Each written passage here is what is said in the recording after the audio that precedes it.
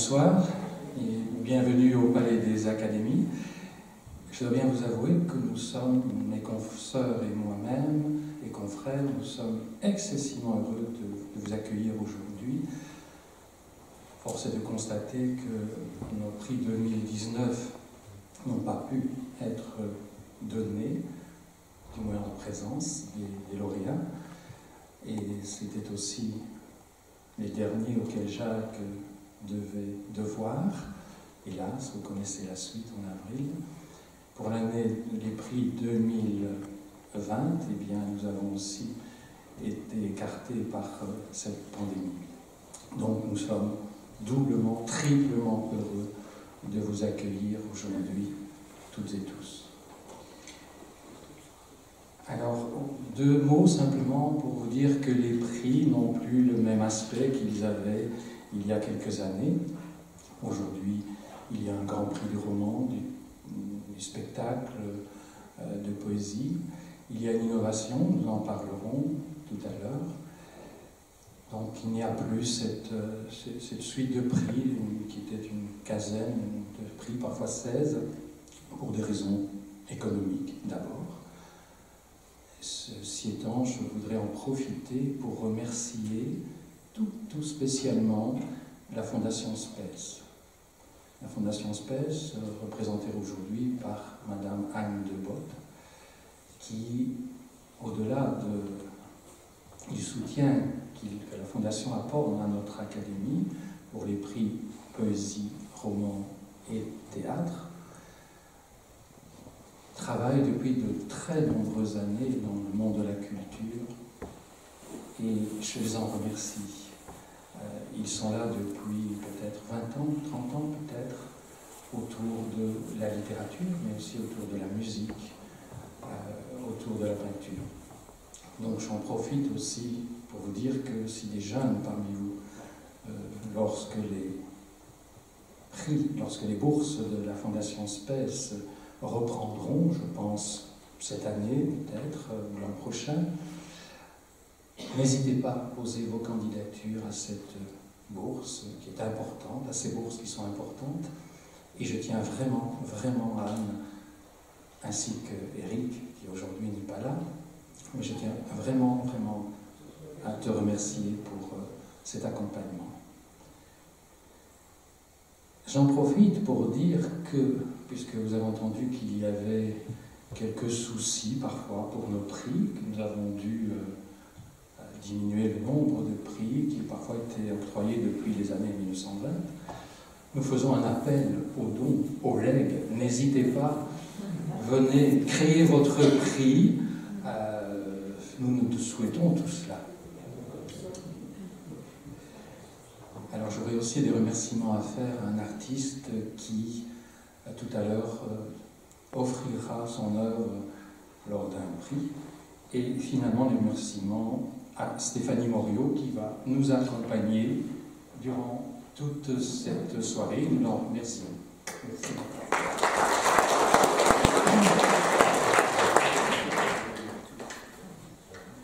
Alors venons-en aux choses sérieuses. Le Grand Prix du roman. Le Grand Prix du roman, la sélection par ordre alphabétique, je vous la rappelle. Hubert Antoine pour les formes d'un soupir, chez Vertical. Sophie Daubreby pour S'en aller, à l'Inculte. Zoé Derlin pour Debout dans l'eau, au Rouergue. Emmanuel Dourson pour Si les dieux incendiaient le monde, chez Grasset. Et Antoine Mauters pour Mammouth ou La montée des eaux, chez Verdier. Le ou la lauréate 2021, la lauréate 2021 est Emmanuel Dourson pour Si les dieux incendiaient le monde, chez Grasset.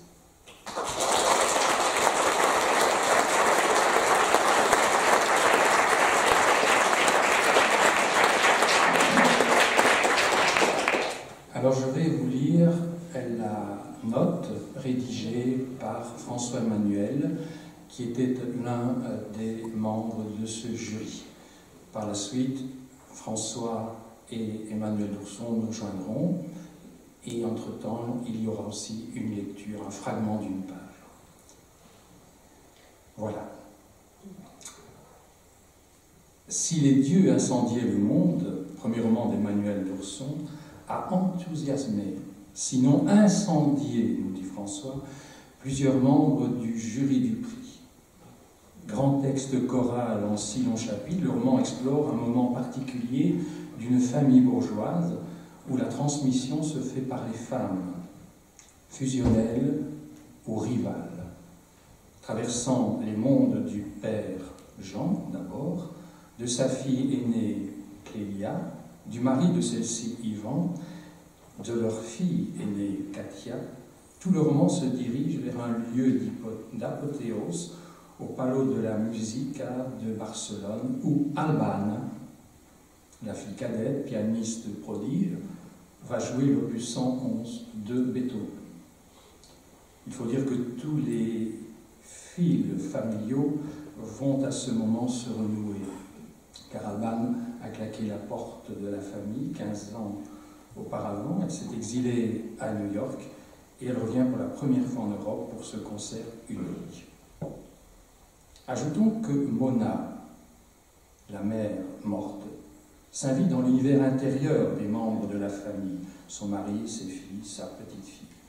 Elle seule parle à la première personne et depuis l'ombre où elle se trouve, depuis l'espace invisible qu'elle rejoint, elle semble tirer tous les fils des monologues et acheminer tout le roman vers son point d'embrasement. C'est cette qualité de sursensibilité, d'ardeur de la langue, ces accents cosmiques, wolfiens, nous dit François, bribes d'un réel à la fois très concret et pourtant vibratoire, qui a emporté l'adhésion de la majorité des membres du jury. C'est sans doute encore la tâche de la littérature de convier les dieux dans le monde et de l'incendier quelquefois. Ici, pour ce roman d'Emmanuel d'Ourson, magnifiquement construit, orchestré, d'une maturité étonnante pour une primo-romancière, d'un style et d'une palette musicale qui promet une grande écrivaine. Voilà, j'invite Emmanuel d'Ourson à nous rejoindre, et François, Emmanuel, et Stéphanie Morio va nous lire un fragment de Ces dieux incendiaient le monde, où la parole et la pensée d'Albane, ça se passe la veille de ce fameux concert où il y a ce concert avec cet opus 111 de Beethoven. Je lui cède le pas.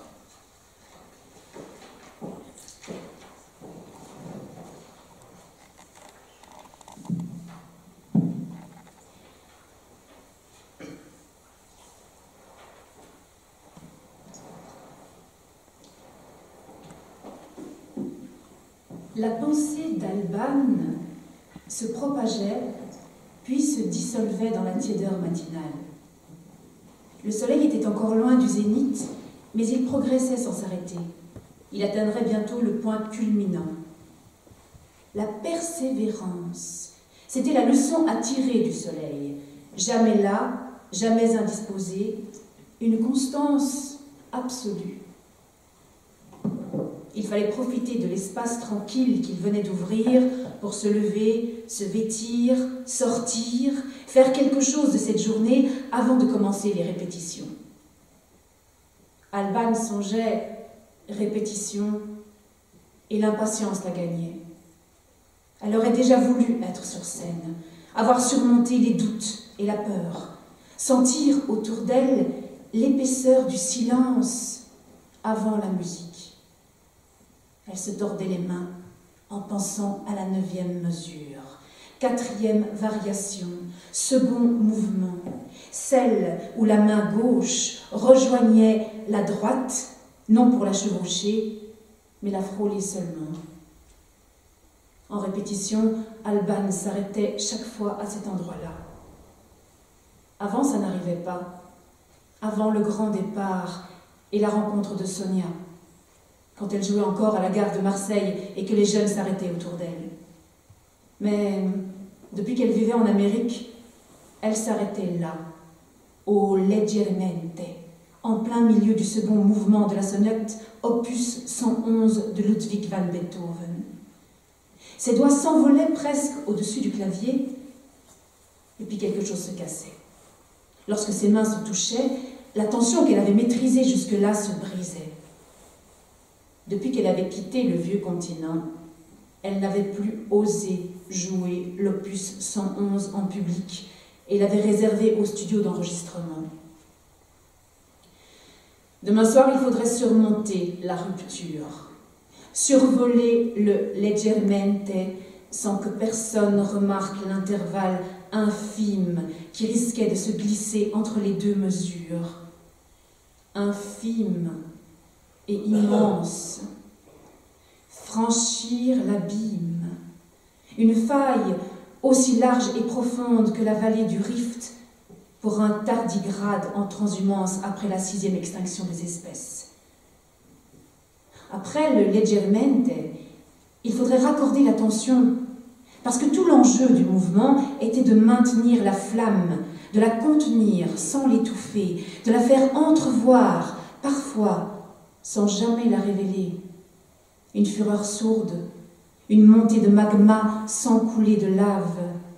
Jusqu'au bout, Alban devrait jouer sur le fil avec réserve, laisser entendre que ce qui courait dans les notes cristallines n'était qu'un avant-goût de la joie, tenir en haleine, comme les doigts de Sonia quand il courait sur sa peau.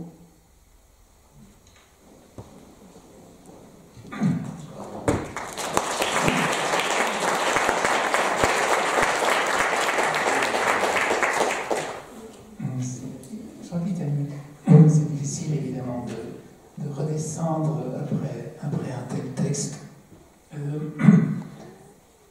Je vais venir avec une question toute simple.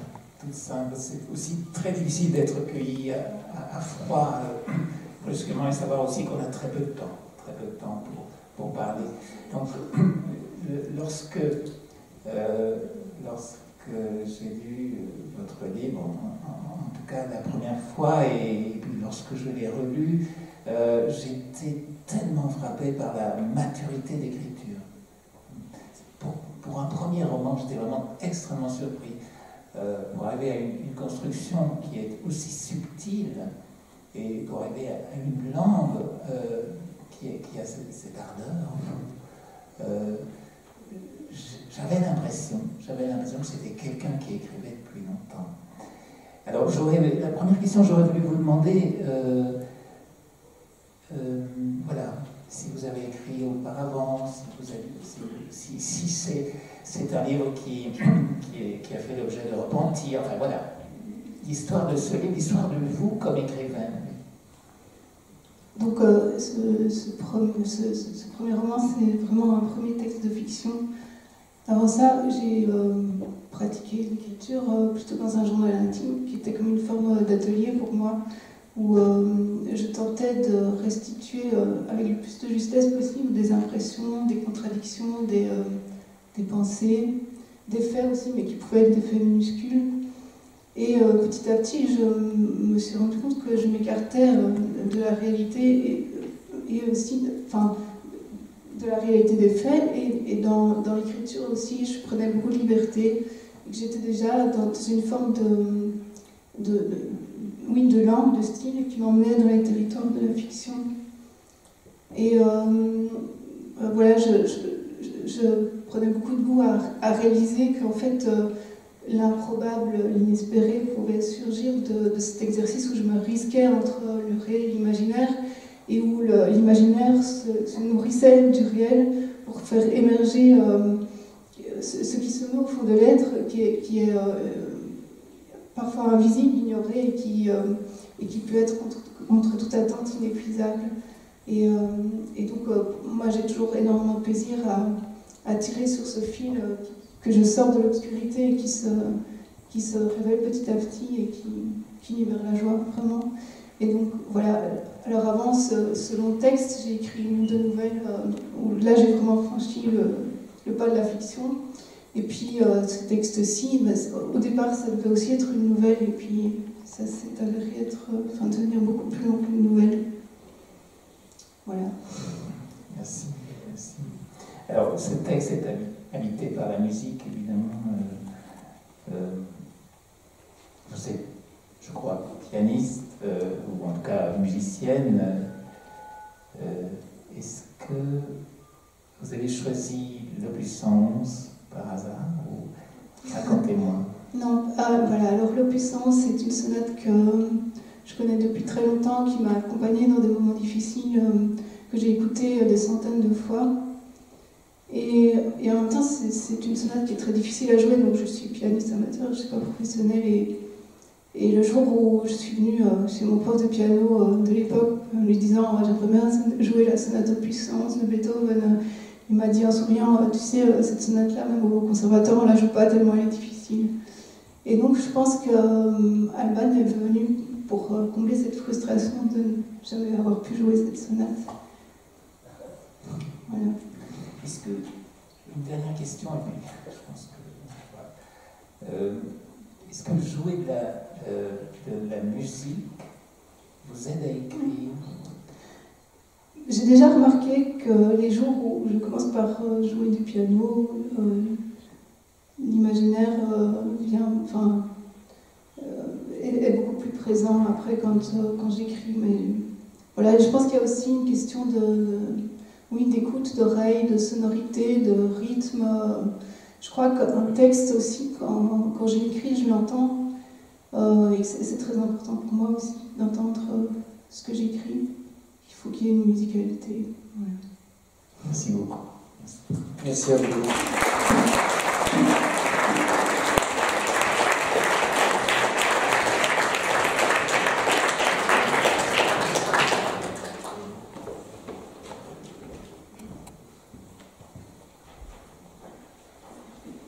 Alors vous verrez que curieusement, cette Mona, qui est la maman décédée et qui parle, eh bien on la retrouve chez un des lauréats qui suit. En tout cas, le même nom. Alors, notre Grand Prix de poésie. La sélection, cette année, 2021, donc, c'était Yann Batten pour Après depuis aux impressions nouvelles, Carologiste, 69 selfies flous dans un miroir fêlé, à l'arbre à parole, Serge Meurant, Empreinte au Cormier, Francesco Pitto, Épissure à l'arbre à parole, et Jacques Richard sur Rien mes lèvres au Cormier. Le lauréat 2021 est Francesco Pitto pour Épissure.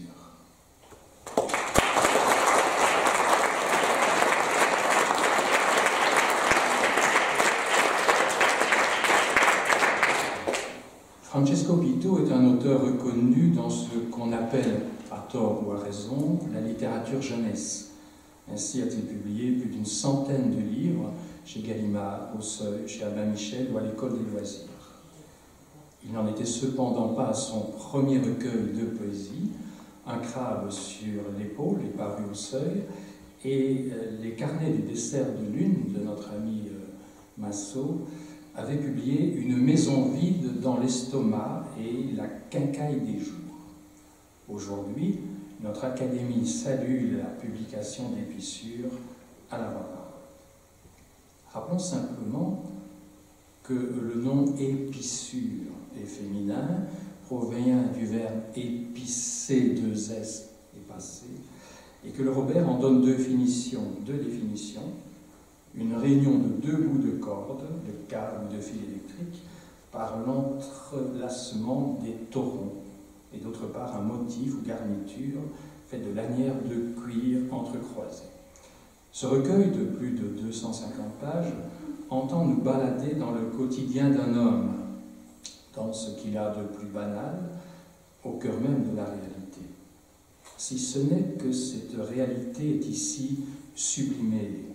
Le poète et son sens aigu de l'observation nous donnant à voir ce qu'il faudrait peut-être regarder au-delà des simples réalités, qu'il s'agisse d'un supermarché et le froid de la solitude, de figues qu'on mange, et je le cite, dans l'éblouissement du petit matin, d'une tondeuse et une pelouse, représentation d'un monde sans pitié pour le pauvre escargot écrasé, etc.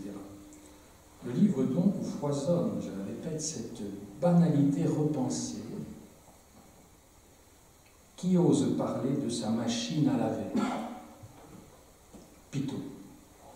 Qui parle d'une assiette creuse, métaphore de l'absence, dont il est souvent question, et souvent aussi question de nourriture dans ce recueil, et nous propose d'y mettre dans cette assiette vide, d'y mettre autant de vie qu'elle peut en contenir. Pitot. Qui flirte avec la métamorphose, comme Grégor Samsa, et se verrait bien en fourmi. Pitot, je vous l'assure. Épissure est un livre d'émotion, peut-être aussi un bréviaire de la mélancolie, quelque part, où pointe l'étonnement, mais parfois aussi peut-être un certain fatalisme. Un livre qui, transposé dans la peinture, serait probablement, peut-être, un tableau d'Edouard Hopper. Reste à demander à l'auteur lequel. Quant au rapporteur, eh bien, c'était votre serviteur. Donc j'invite Francesco Pitot et Gabriel Ringlet qui accompagnent Francesco. Et nous écoutons 4 textes, 4 poèmes.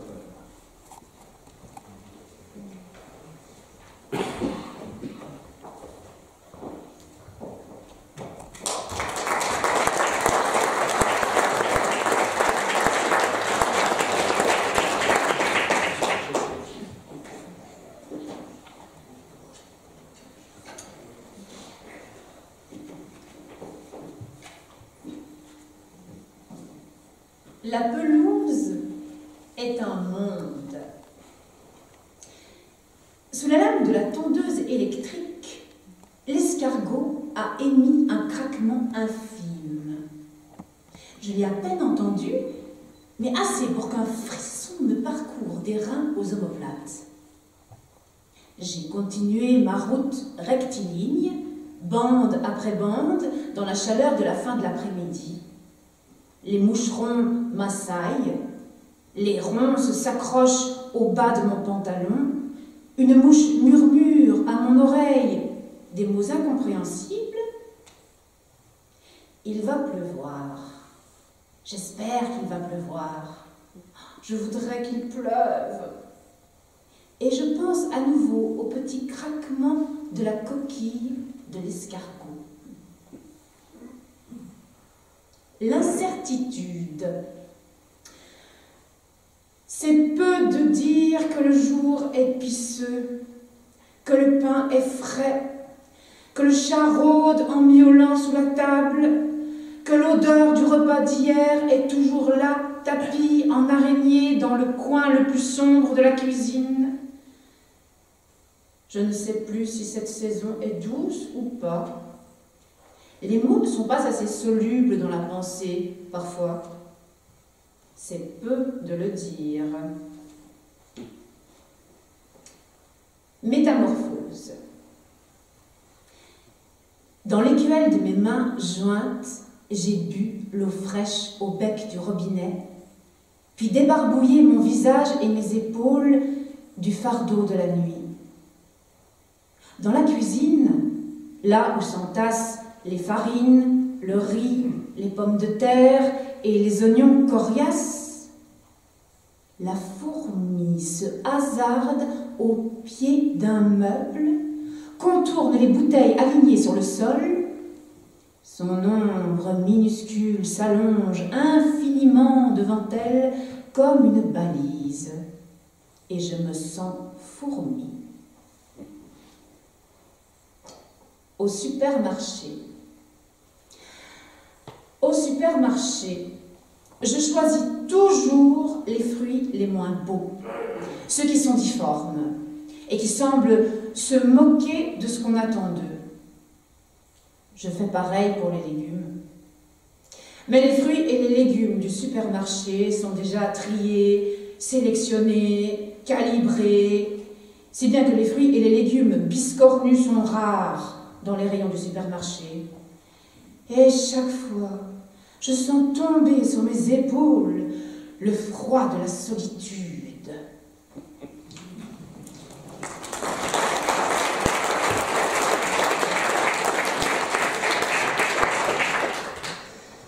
Bonsoir Francesco. Bonsoir. Francesco, j'ai eu énormément de plaisir à me promener dans vos épissures. Et comme le disait tout à l'heure notre secrétaire perpétuel, vous partiez du quotidien, du banal, de l'ordinaire le plus ordinaire, et vous le conduisez plus loin. En vous lisant, j'ai tout le temps été habité par cette expression de Rainer Maria Rilke, faire avec de l'ici, de l'au-delà. Que dire? Non, mais ce n'est pas une fois, c'est tout le temps. Oui, mais c'est une de mes obsessions, je crois. Alors, Parce que je ne suis vous allez pas nous la raconter. Parce que je ne suis pas Indiana Jones, je n'ai pas de vie extraordinaire. Je fais ce que j'ai, pas plus. C'est aussi pas mal que ça, en fait. Non, mais c'est aussi parce que je suis persuadé que les gens ont un quotidien qu'ils n'arrivent pas à regarder, vraiment. Moi, j'essaie de regarder tout le temps, tout le temps, tout le temps. Je sais qu'il y a la moindre chose qui arrive dans ma journée, ça me plaît, je me réveille de bonne humeur, moi par exemple. Voilà, je suis content de vivre, contrairement à beaucoup de poètes qui sont tourmentés. Moi, je suis désolé, c'est pas trop mon truc. J'ai tendance à être content plutôt. Pas toujours satisfait, hein, ça c'est autre chose. Mais relativement content quand même, ne serait-ce que d'être ici par exemple.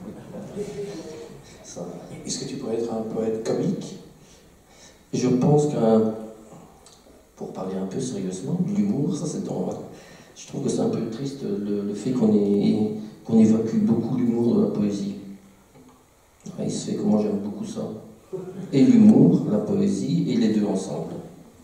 C'est une manière de... Mais aussi dans ma vie, hein. Moi j'aime rire, quoi. Donc il n'y a pas de raison que la poésie soit tout d'un coup le reflet de ce que je ne suis pas. Je pense que dans une poésie, on doit essayer de se mettre tout entier. Il y a aussi parfois des choses graves, hein, c'est pas ça, mais...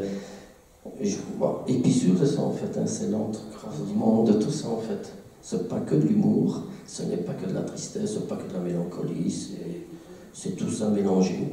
C'est un regard lyrique, parfois un tout petit peu, et puis un regard distancé, et puis un regard un peu plus objectif.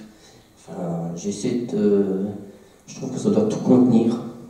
Vous nous donnez une petite clé hein, dans un poème qui s'appelle, c'est le 108, de la poésie moderne. Il faudrait écrire une poésie moderne, une poésie qui parle de tout et surtout de presque rien en même temps.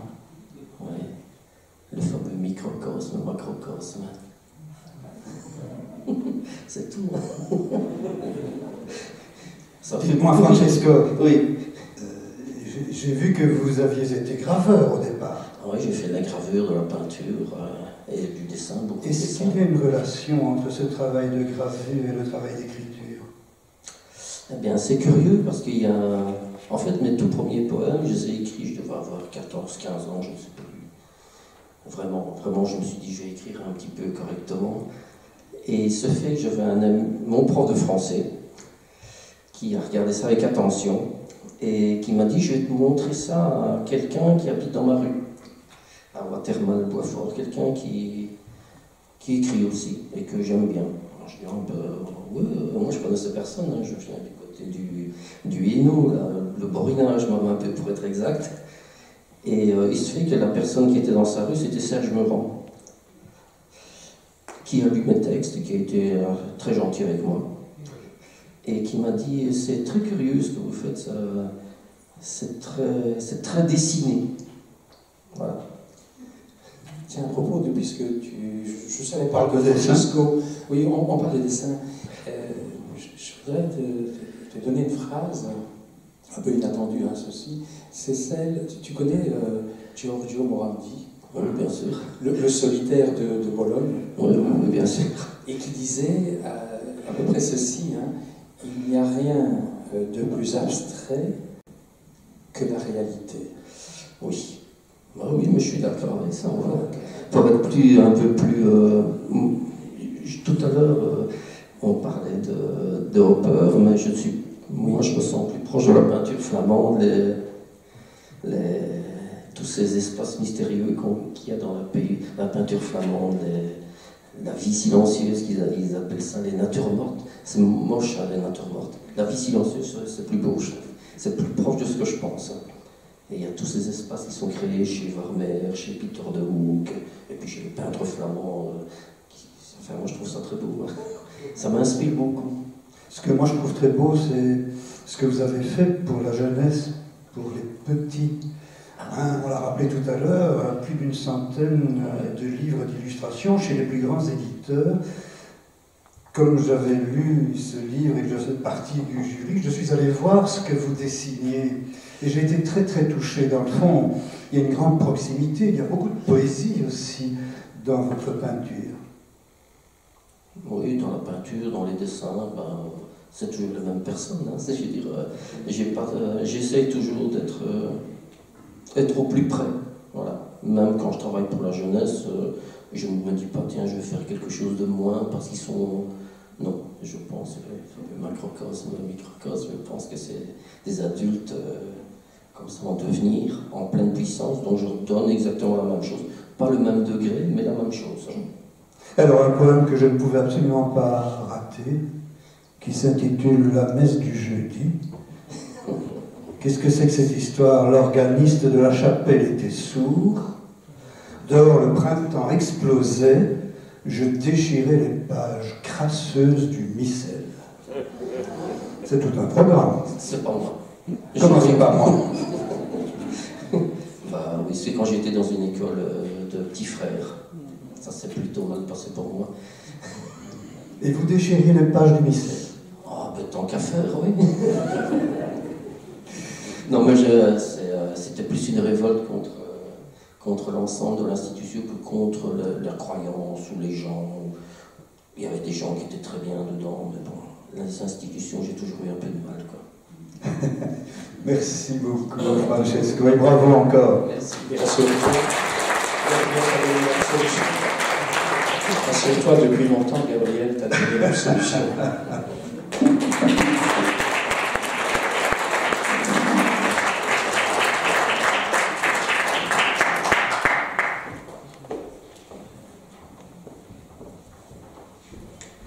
Alors, le troisième prix que nous accordons aujourd'hui est le Grand Prix des Arts du Spectacle.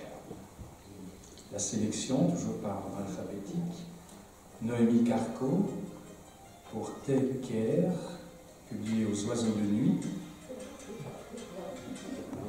Le smartphone pour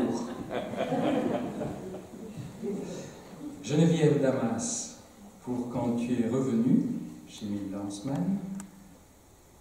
Zéné Lassie et Denis Lojol pour Friedland aussi, aux Oiseaux de Nuit.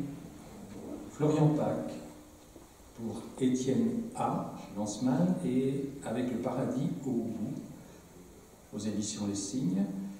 Et Anne-Cécile Van Dalen pour Kindau, précédé de Tristesse et Arctique chez Actes Sud. La lauréate 2021 est Noémie Carco pour Take Care.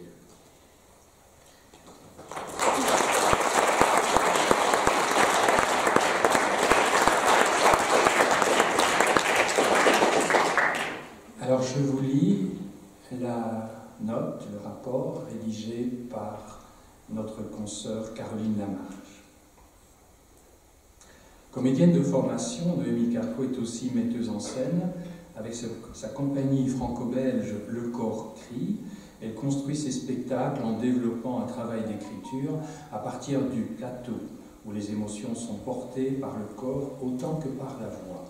Comme formatrice, elle a dirigé de nombreux stages et ateliers, et depuis 2019, elle enseigne au cours Florent à Bruxelles. Dans Take Care, les oiseaux de nuit, il s'agit de la fin d'un monde. Dans une famille composée de jeunes adultes et de la même génération, l'heure est au partage. chacun disposant de ressources inégales et de motivations divergentes. Les 7 protagonistes se retrouvent pour un week-end dans la maison familiale, isolée et vétuste, avec un trou à reboucher ou non. Ensemble, ils doivent décider de la destination de cette maison, préoccupation aggravée par la présence parmi eux d'une jeune fille fragile, Mona, dont l'avenir les préoccupe et polarise leur désarroi. Autour de leur tentative maladroite de prendre soin d'elle, surgissent des discussions, des dissensions, des angoisses communes ou non. Les souvenirs font surface, tout se joue comme en un kaléidoscope dont les dessins successifs se révèlent par brisures. Mona semble échapper aux assignations et vivre dans sa bulle, bien qu'elle dépende en partie physiquement de ses proches. En attendant, la question se pose: qui, dans notre monde déstructuré, va veiller sur les fragiles? Qu'est-ce que cela veut dire, prendre soin d'elle? Quels intérêts sont en jeu? Quelles attentes? Quelle compensation idéologique, altruiste, égoïste? Quel masque poser sur l'angoisse?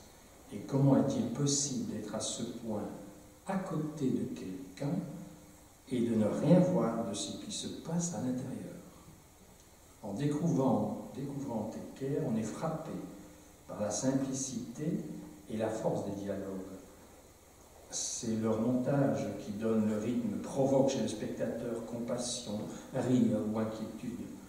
Leur attribution aux 7 personnages révèle les différents caractères dans leur désaccord, leur vacillement, leurs ambivalences à l'heure de la fin, sinon du monde, du moins d'un certain monde. Il y a quelque chose de tchékovien dans cette vitalité mélancolique et drôle. Caroline nous parle aussi par la suite de Reste, nous en parlerons peut-être avec elle. Et j'invite Noémie Carco et Caroline à nous rejoindre. Et nous allons entendre un fragment, c'est un fragment où Franck parle. Voilà,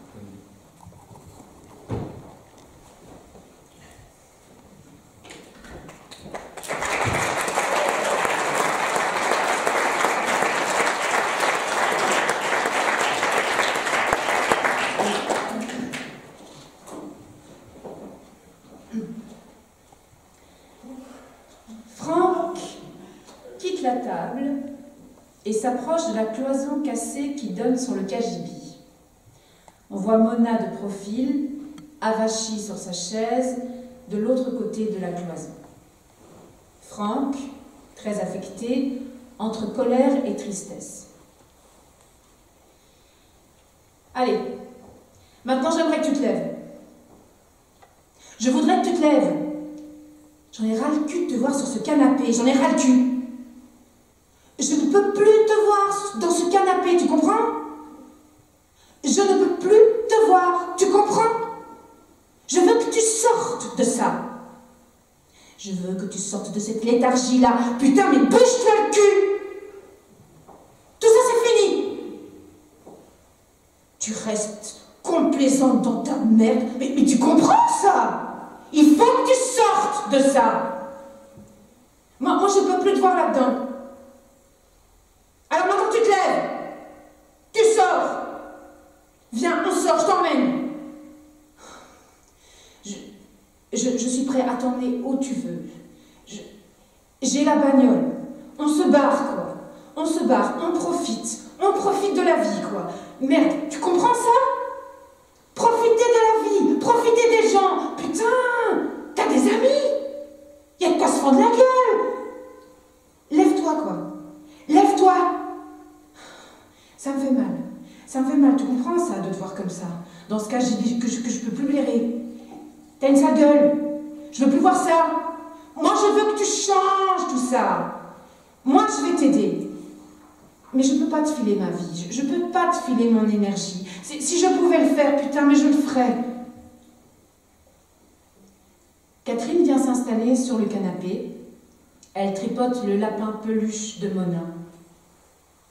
Mais c'est à toi de le faire, c'est ton moteur à toi, c'est ça qu'il faut que tu te remettes en marche, ma vieille. T'es en train de te laisser bouffer, là. Mona se lève, lentement, et disparaît au fond, à jardin, derrière le décor. Et moi, je veux plus voir ça, je ne veux plus voir ça. Putain, mais respecte-toi! Respecte-toi, bordel! T'es en train de te laisser! T'es en train de te barrer, là! Franck pleure. Simon traverse le plateau et vient prendre Franck dans ses bras.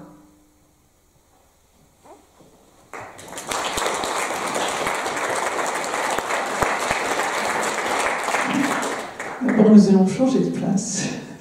Oui. Désolée, voilà, c'est le moment vous qui devez être au centre. Noémie Carcan, pour Take Care. Et alors on dit que c'est une écriture de plateau.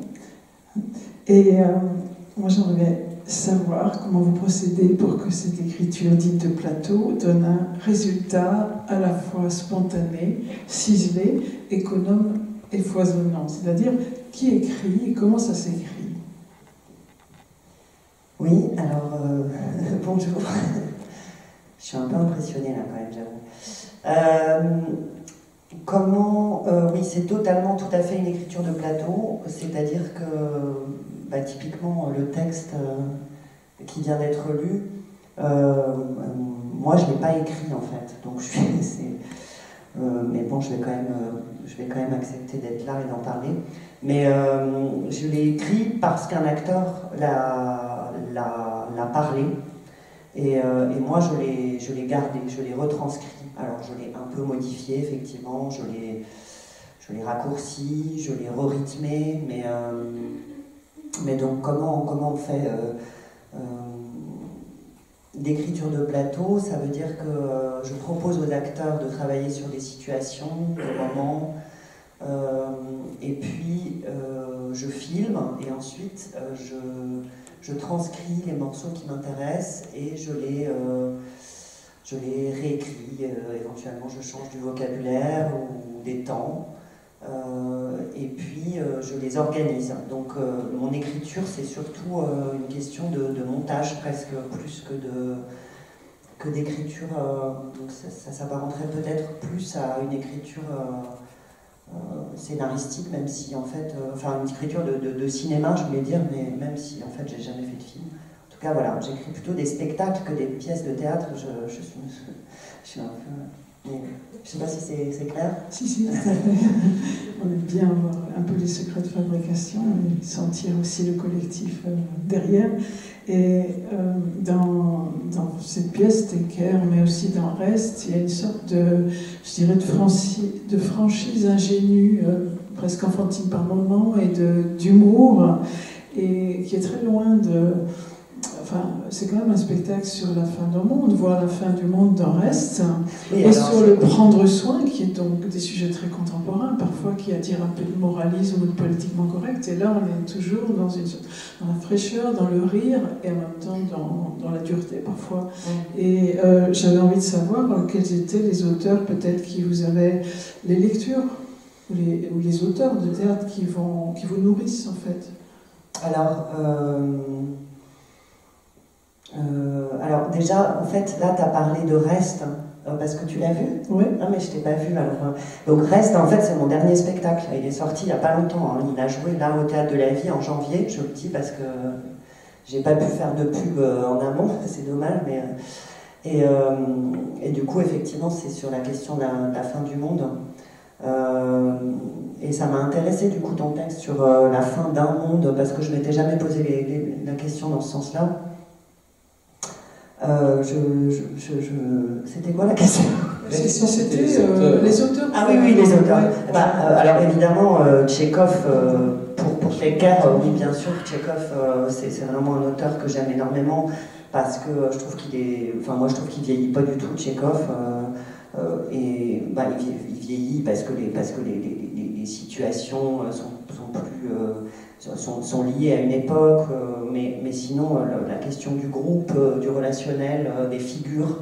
Moi j'aime beaucoup ce qui se passe, enfin, voilà, cette espèce de mélancolie, pas effectivement, mais tu l'as très bien écrit dans ton texte, je crois, de la question de la mélancolie, mais en même temps de l'humour. Enfin, pour moi c'est... Et donc pour Take Care, autant que pour Reste, pour moi c'est... Moi je ris énormément en regardant les spectacles, donc moi je trouve pas ça du tout sordide, mais il y a beaucoup de spectateurs qui trouvent ça très dur, donc après je pense que c'est chacun qui voit midi à sa porte, on va dire.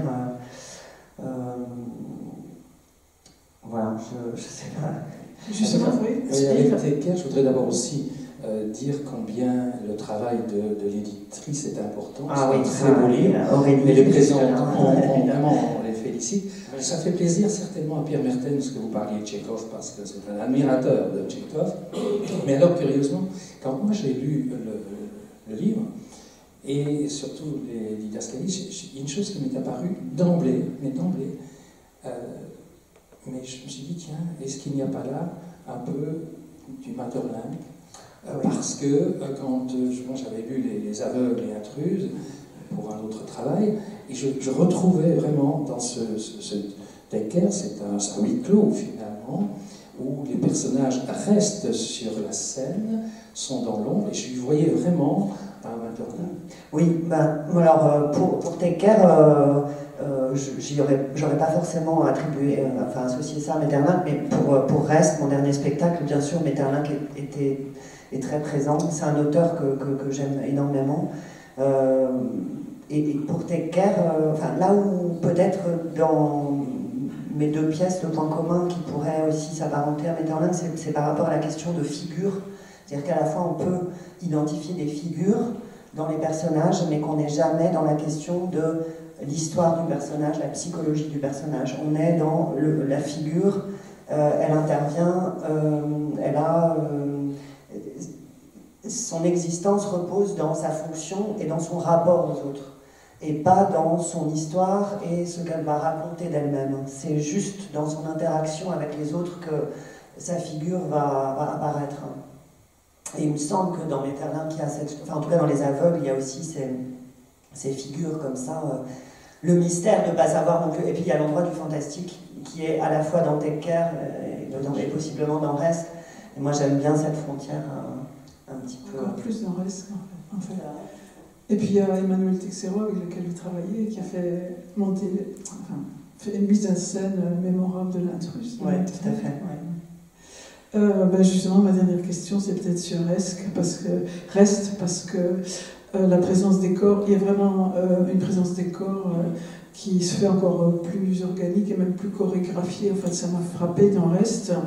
Et en fait, c'est une quête épuisée et en même temps tenace, farouche, au pied d'un mur infranchissable. Et donc, là aussi, il y a le collectif avec cette solidarité, ces querelles, ces ambivalences, la recherche de tendresse par moments, qui est très, très émouvante. Et la pièce s'ouvre sur une citation de Beckett, en fait, que je trouve magnifique. Tout le monde ne l'a pas identifié. Qui est nuit qui fait tant implorer l'aube, nuit de grâce tombe. Et on est bien dans l'aujourd'hui maintenant de la nuit du monde, en fait. On est dans aujourd'hui et dans une imploration du retour de l'aube, qui est un peu improbable, et pour l'heure en tout cas. Et moi, je voulais savoir comment vous êtes passé de la fin d'un monde, d'une famille, d'une maison, dans Take Care, à la fin du monde, parce que c'est bien de ça dont il s'agit dans Reste. Ouais, alors, moi, encore une fois, moi je ne m'assieds pas à ma table pour écrire une pièce de théâtre. Je propose, je convoque des acteurs à travailler dans un espace autour de questionnements, de thématiques, de situations qui me parlent. Et donc, en amont de Take Care, ça part toujours de mon questionnement dans mon rapport à la vie. Comme disait le poète, finalement, moi j'aime assez la vie, assez fort. Mais bon, ça peut être assez compliqué dans le rapport avec les autres, donc il est quand même toujours question de ça. Et dans Take Care, ma question c'était dans quel rapport je suis, comment je prends soin ou pas de mon entourage proche ou moins proche, mais en tout cas déjà mon entourage proche, de mes enfants, de mes parents, de mes conjoints, enfin mes conjoints dans le sens l'un puis l'autre, on va dire. Bref, super, je me sens vachement à l'aise. C'est pas grave. Et puis, et du coup, en est découlée cette pièce en fait, puisque du coup j'ai proposé aux acteurs de poser la question de comment on prend soin les uns des autres, comment finalement on fait pas le contraire en croyant le faire, de qu'est-ce qu'on nous demande de faire finalement, de quel compte on rend, bref. Et pour Reste, j'avais vraiment le sentiment il y a 3 ans d'être arrivée au bout de quelque chose, au pied de quelque chose. J'avais vraiment un sentiment qu'il fallait que je m'arrête et que en fait, j'avais un sentiment d'épuisement, comme si on ne pouvait plus continuer comme ça et qu'il fallait faire un point, un bilan, une sorte d'inventaire. J'avais la nécessité de faire un inventaire et l'image que j'avais, c'était que je me sentais au pied du mur. Bon, voilà. À la fois à titre individuel et au niveau collectif, évidemment. Et donc c'est parti de là. Et puis évidemment, comme j'ai une tendance à dramatiser très fort dans ma tête, sinon j'ai projeté la question de la fin du monde, puisque c'est la chose évidemment la plus angoissante qu'on puisse imaginer.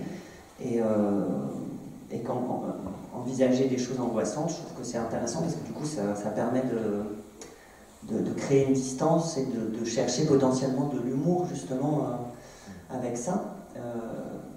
Parce que le miracle, c'est évidemment qu'il y a de la beauté, de l'humour, malgré ce sujet. Mais en tout cas, merci. Merci. Merci. Merci. Merci.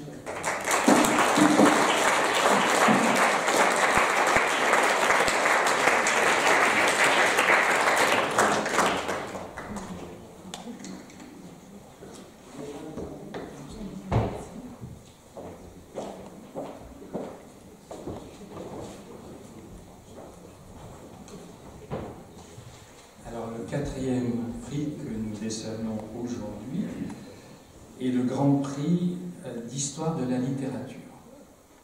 Alors c'est une nouveauté, c'est un prix biennal qui alterne avec le prix de linguistique et philologie.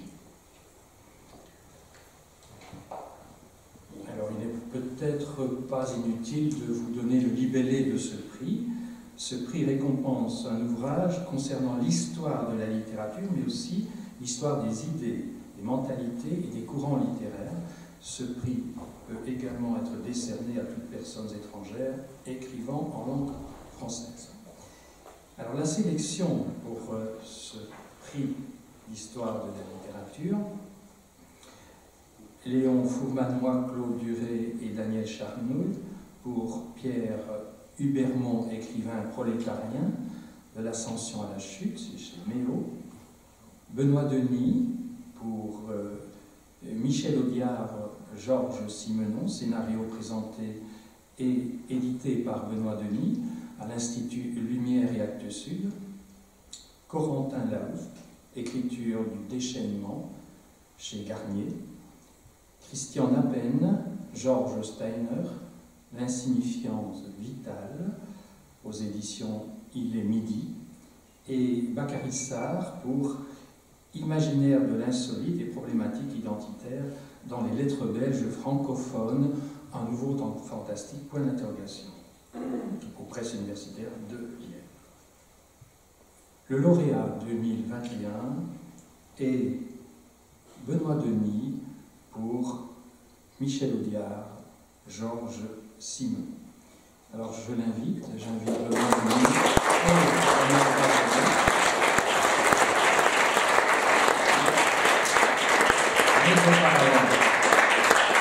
Mais auparavant, je vais lire.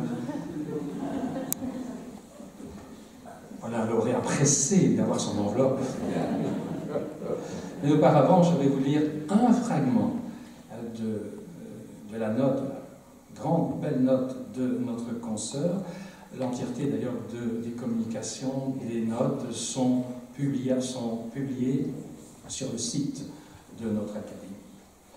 À l'occasion du centenaire de la naissance de Michel Audiard, Benoît Denis, nous dit Daniel Benjamin, a voulu interroger 3 films scénarisés et dialogués par celui-ci et adaptés de romans de Simenon. Le sang à la tête, de Gilles Grangier, le roman original c'était le fils Cardinaux, Maigret tend un piège, de Jean Delannoy, Le Président, et Henri Verneuil. Ce fort volume de 914 pages impressionne tout d'abord par le travail de bénédictin qui a dû présider à son élaboration. Nous nous trouvons ici en effet devant une recherche qui associe édition critique des scénarios d'Audiard, genèse de la collaboration entre Simenon, Audiard et les réalisateurs parfois. Il s'agit d'une enquête serrée dans les correspondances échangées, dans les livres de souvenirs, une enquête qui recourt à des témoignages et qui en passe par l'examen des contrats passés. On imagine les heures consacrées à chercher les documents. Non content d'établir la genèse et les étapes de la collaboration entre Simenon et Audiard, Benoît Denis examine scrupuleusement les remaniements intervenus du roman au scénario et parfois aussi du scénario au roman. Dans ce livre hyper documenté, Benoît Denis reste cependant très modeste, estimant n'avoir pas la compétence d'un analyste du cinéma. Il fait donc porter sa réflexion magistrale sur les processus de transposition et d'écriture scénaristique depuis les romans. Bref, il étudie textuellement ce qui précède le film réalisé, c'est-à-dire une synthèse, un style, un langage, une rhétorique. La masse des données offertes par cette étude est étourdissante, nous confie notre consoeur. Mais ce qui est proprement éblouissant est l'importance qu'accorde Benoît Denis à la figure d'un très grand auteur, Jean Gabin. Denis ose en effet l'hypothèse qui sera vérifiée, selon laquelle celui-ci serait en quelque sorte partiellement un co-scripteur des scénarios et des films, sa notoriété et son talent pesant fortement sur des modifications de l'intrigue, par exemple lorsqu'il refuse de jouer le mari trompé. Benoît Denis démontre par ailleurs qu'Audiard devient, dans les années qu'il occupe, une sorte de gestionnaire de l'image de Gabin, celui-ci ne s'exprimant plus que selon les bons mots du dialoguiste star, et ce, jusqu'à la caricature. Il y a là une très profonde originalité, puisque non seulement Benoît Denis est conscient du fait que le cinéma est toujours œuvre collective, scénariste, chef opérateur, script, réalisateur, décorateur, etc. Mais aussi qu'il est peut-être dominé par la stature d'une vedette qui impose ses désirs et qui collabore activement. Et notre consoeur de conclure, débordant ce que l'on produit habituellement lorsqu'il s'agit d'étudier l'adaptation d'un texte littéraire à l'écran, ce livre majeur qui associe travail d'édition, de génétique littéraire, d'histoire de la langue et des mentalités, renouvelle décisivement l'approche habituelle des relations littérature-cinéma, devenue un peu cliché. Il construit un espace où forger des outils neufs de lecture qui sortent de manière magistrale cette articulation du littéraire au filmique de sa léthargie. Il contribue à produire un sens nouveau, extrêmement complexe, à donner à ces grands films populaires, trop vite exclus de la cinéphilie officielle. Alors nous allons entendre un fragment, nous n'allons pas lire les 914 pages, rassurez-vous, mais un fragment où Benoît Denis nous parle du troisième côté de ce fameux triangle d'or. Je lui demanderai d'ailleurs ce que c'est que ce triangle d'or. Donc il nous parle ici du troisième côté. Je l'invite avec notre consoeur.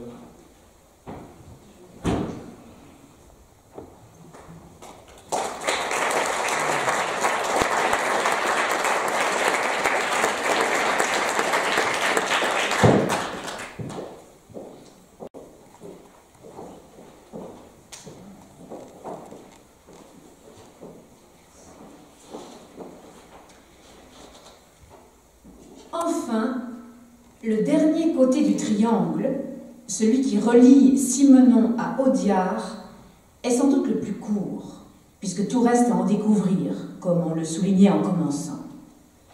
Après Aimé, Simenon est le premier grand écrivain qu'adapte Audiard, et comme on l'a suggéré, qui lui permet de faire valoir une facette de son talent que les films légers ou de genre dans lesquels il s'était illustré jusque-là ne lui avaient pas donné l'occasion d'exprimer. La capacité à tenir des intrigues dramatiques à forte teneur psychologique est portée par une vision relativement pessimiste de la destinée humaine. Ce registre dur, pour reprendre la terminologie simenonienne, apparaît d'autant plus déterminant qu'on le retrouve dans des films marquants des années 1980, Garde à vue ou Mortelle randonnée, et qu'il constitue en cela une tonalité importante, mais méconnue, de l'univers d'Audiard. Dans l'autre sens, et même s'il ne peut le mesurer, Simenon trouve en Audiard un passeur attentif qui connaît parfaitement son œuvre et qui travaille à faire émerger des romans moins connus, Les clients d'Avrenos ou Le fils Cardinaux par exemple, ainsi que ses nouvelles. Ce faisant, c'est aussi une certaine inscription de Simenon dans la culture française et dans l'époque qui se joue. Envisagée à travers des adaptations cinématographiques, Simenon ne peut qu'être associé à la France des années 1950, là où un regard plus strictement littéraire l'envisage davantage par rapport à l'entre-deux-guerres. Au final, quelle mesure émerge de ce système complexe d'interaction dont on observera plus précisément le jeu dans chacun des scénarios ici reproduits? Mi-cinématographique et mi-littéraire, cette figure a le visage et la stature de Gabin, l'intériorité silencieuse des personnages simenoniens et les saillies verbales d'Audiard. Psychologiquement, elle est faite de violences contenues et d'émotions refoulées, imposant la pesanteur physique et psychique de ce qui ne peut se dire explicitement. Existentiellement, elle pose un regard sans illusion sur la vie humaine, mais avance que l'échec vécu et assumé possède une dignité supérieure à la médiocrité autosatisfaite. Historiquement, elle interroge la continuité problématique entre un entre-deux-guerres idéalisé et le début des Trente Glorieuses. Socialement, elle dépasse, sans les annuler, les représentations du monde ouvrier ou des petites gens de la période antérieure pour faire advenir un type nouveau, une manière de self-made man à la française qui, armateur ou commissaire divisionnaire, se pose en patron et défend une réussite tout individuelle.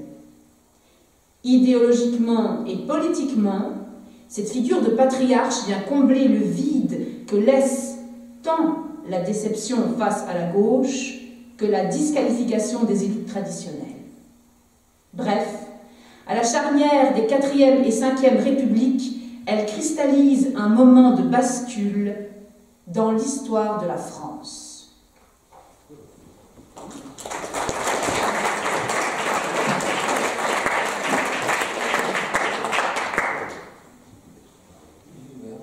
Il est ouvert. Voilà, cher Benoît, on va faire semblant de ne pas nous connaître.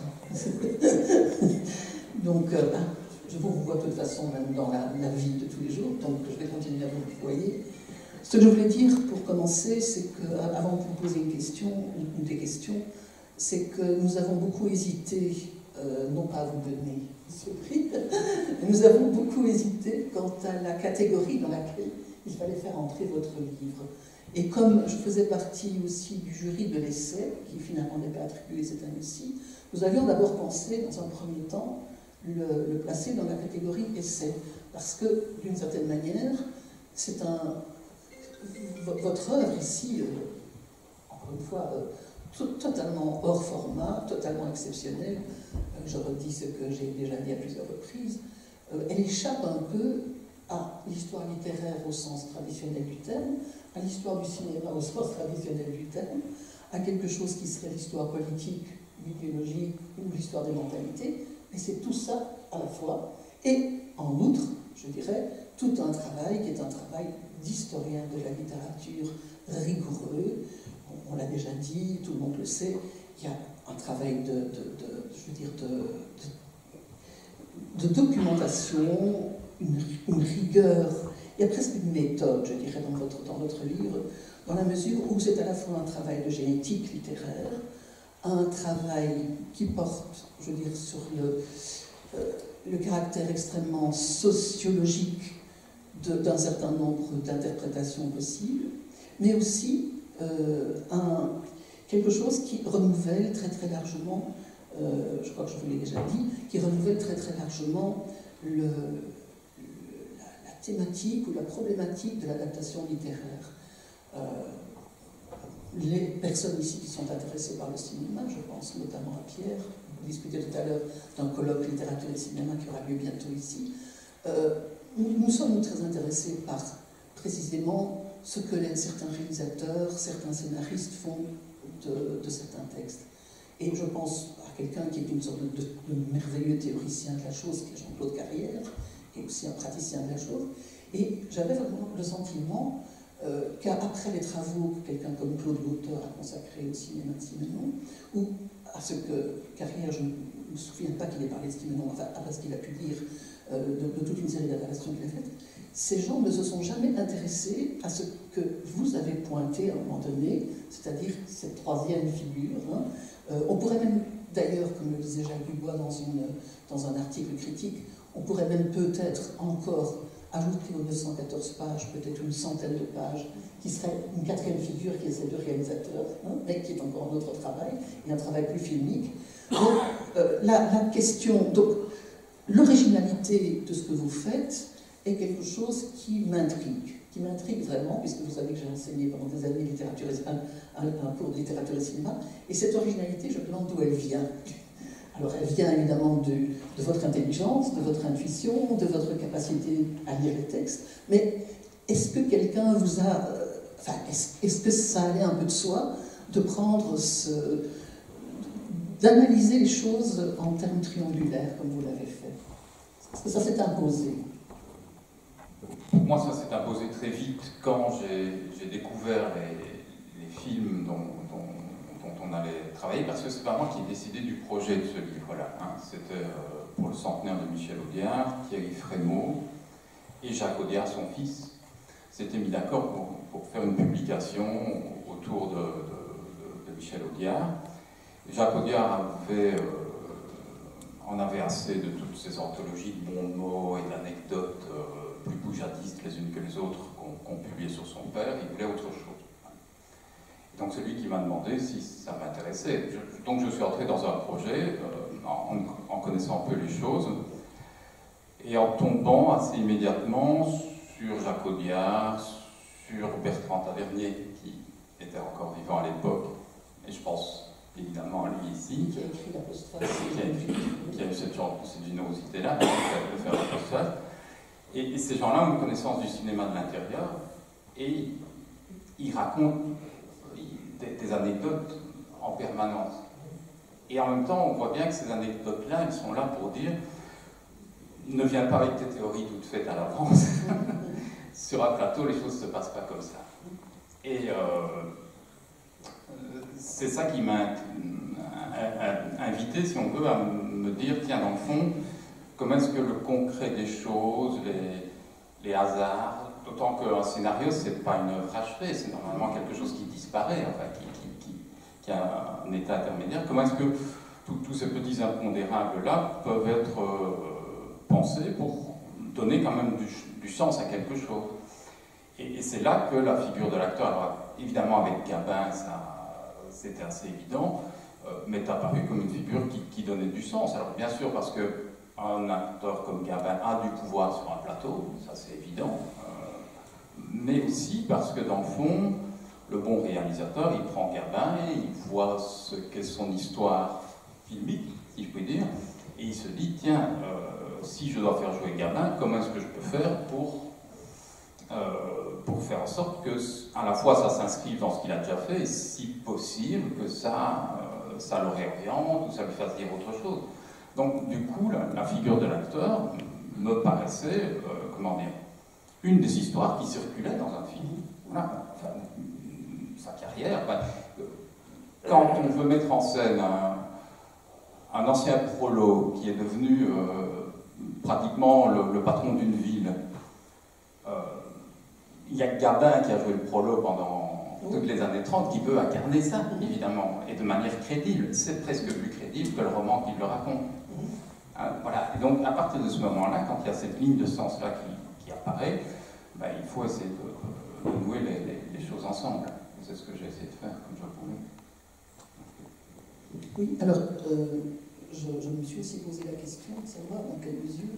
Bon, je savais que c'était un travail de commande, évidemment, puisque c'était le centenaire d'Audiard. Oui, le centenaire d'Audiard. On ne m'entend pas bien. Le centenaire d'Audiard l'an dernier. Mais ce que je voulais savoir aussi, c'est dans quelle mesure est-ce que c'était aussi. Bon, on rappelle peut-être que vous avez aussi publié, édité avec Jacques Dubois 3 volumes de romans de Simenon en Pléiade, que vous êtes directeur du Centre Simenon, etc. Donc il y a toute une série, toute une série de strates de compétences qui sont là.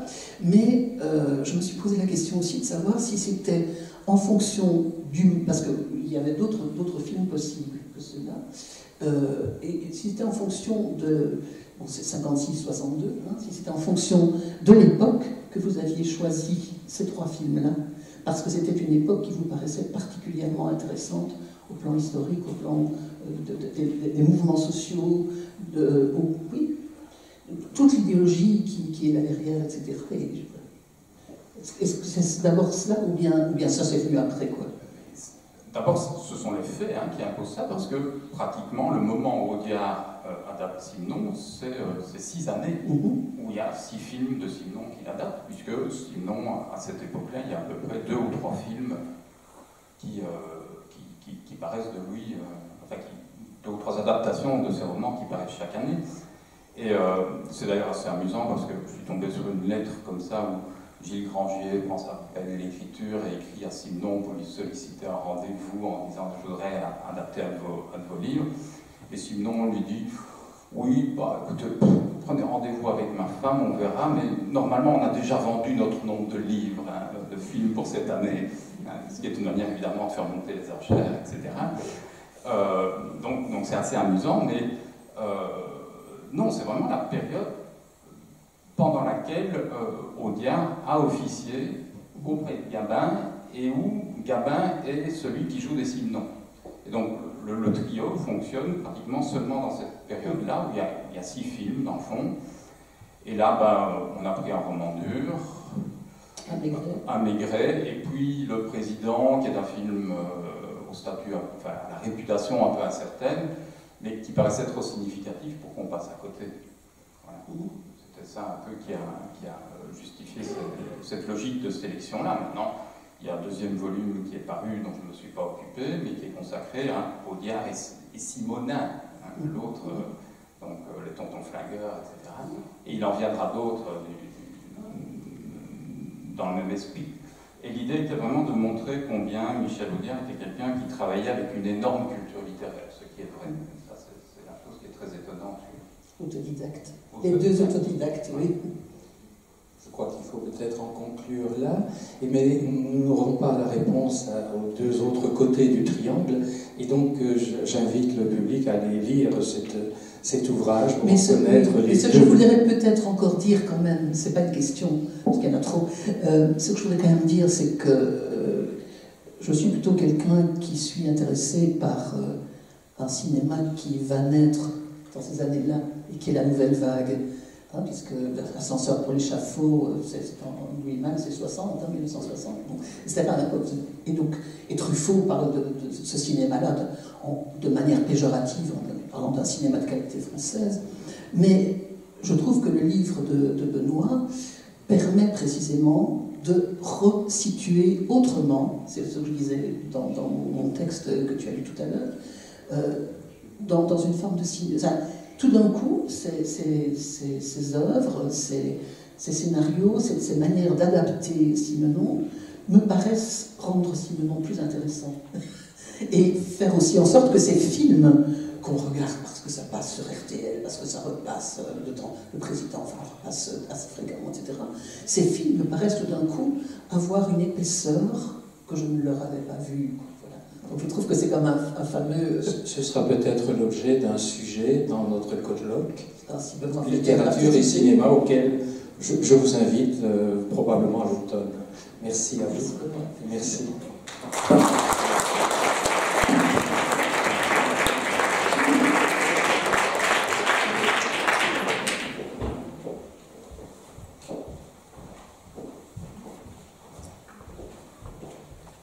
Le 5e prix que nous décernons aujourd'hui est un prix biennal. C'est le prix Verdict Riedams, qui est à la fois un prix qui associe la littérature et les arts et les sciences. Alors, étaient nominés à ce prix cette année Jérémy Brugidou pour Ici la Béringie à l'Ogre, Henri Pourvort pour Aurore boréale à l'Arbre de Diane, Pierre Schroetjes, Littérature et écologie, Le mur des abeilles chez Corti, et Christine Vanacker, Lent, vert comme la couleur, de nos corps à l'Arbre de Diane. Le lauréat cette année est absent, retenu par un colloque à l'étranger. C'est Pierre Schroetjes pour Littérature et écologie, Le mur des abeilles. Vous l'excuserez. Alors,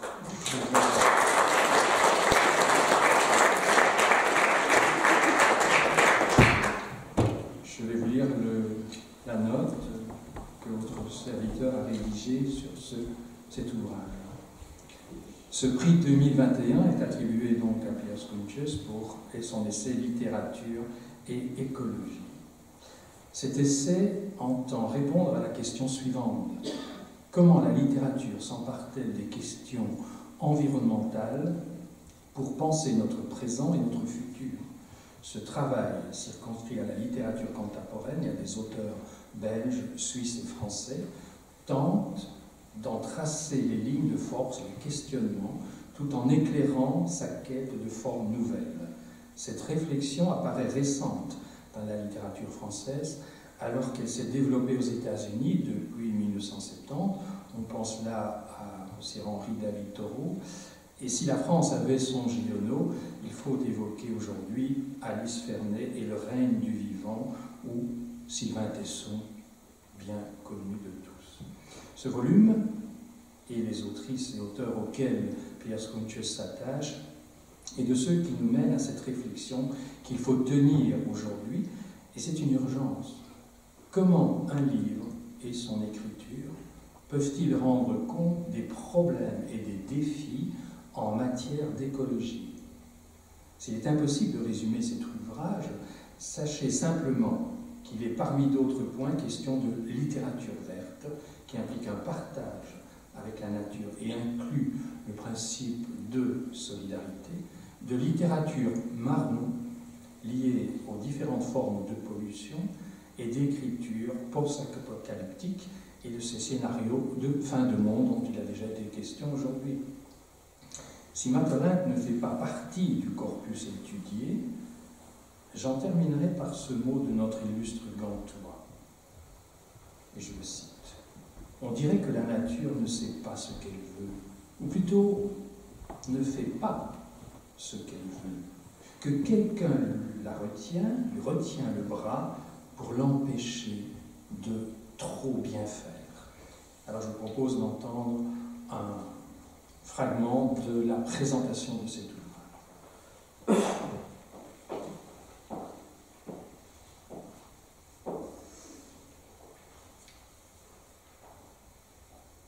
Par sa forme, le mur des abeilles fait en effet puissamment penser à des rayons de bibliothèque en attente de livres. L'étude que l'on va lire s'est attelée à cette tâche de remplissage.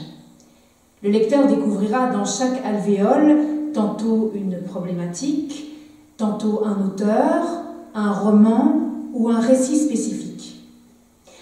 À la différence des appiers, notre mur des livres ne sera évidemment pas linéaire, mais répondra à une construction plus complexe.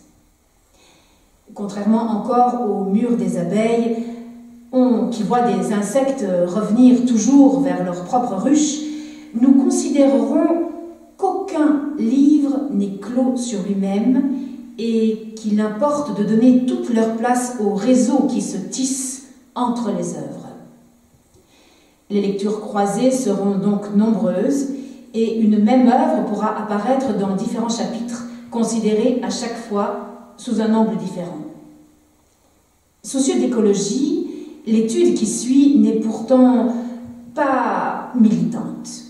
Plutôt que de rechercher à convaincre, elle s'efforcera de rendre visible l'éventail complexe de sens que toute littérature digne de ce nom déploie. Les analyses que l'on va lire se souviennent en cela de la célèbre mise en garde de Marcel Proust qui, dans Journée de lecture 1919, rapprochait les rayons des bibliothèques aux rayons de miel. Tant que la lecture est pour nous l'initiatrice dont les clés magiques nous ouvrent au fond de nous-mêmes la porte des demeures où nous n'aurions pas su pénétrer, son rôle dans notre vie est salutaire. Il devient dangereux, au contraire, quand, au lieu de nous éveiller à la vie personnelle de l'esprit, la lecture tend à se substituer à elle. Quand la vérité ne nous apparaît plus comme un idéal que nous ne pouvons réaliser que par le long progrès intime de notre pensée et par l'effort de notre cœur, mais comme une chose matérielle déposée entre les feuilles des livres comme un miel tout préparé par les autres et que nous n'avons plus qu'à prendre la peine d'atteindre sur les rayons des bibliothèques et de déguster ensuite passivement dans un parfait repos de corps et d'esprit. Centré sur les œuvres majeures qui problématisent les menaces sur l'environnement, le volume que l'on s'apprête à lire fait le pari qu'un mur de livres qui, comme celui des abeilles, est ouverture et non pas clôture, peut faire levier sur l'imaginaire.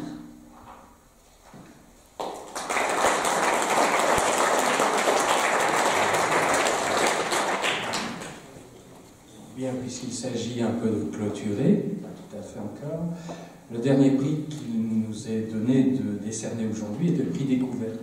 Ce prix Découverte regroupe plusieurs prix qui existaient autrefois, le prix Nicole Houssat, le prix Loken, le prix Pollack. Il est essentiellement destiné à la poésie, mais sans limitation de genre. Ça peut être le théâtre, ça peut être le roman. Alors cette année, la sélection, et c'est aussi le seul prix où les académiciens qui ont eu entre les mains un manuscrit peuvent le proposer aux confrères. La sélection, Julien Gossens pour L'Entrepôt barbare, c'est un tapuscrit, Olivier Noria pour Rendre grâce, aussi un tapuscrit, et Florian Pag pour 2 pièces, avec Le paradis au bout, Les signes, et Étienne A. chez Lanzmann.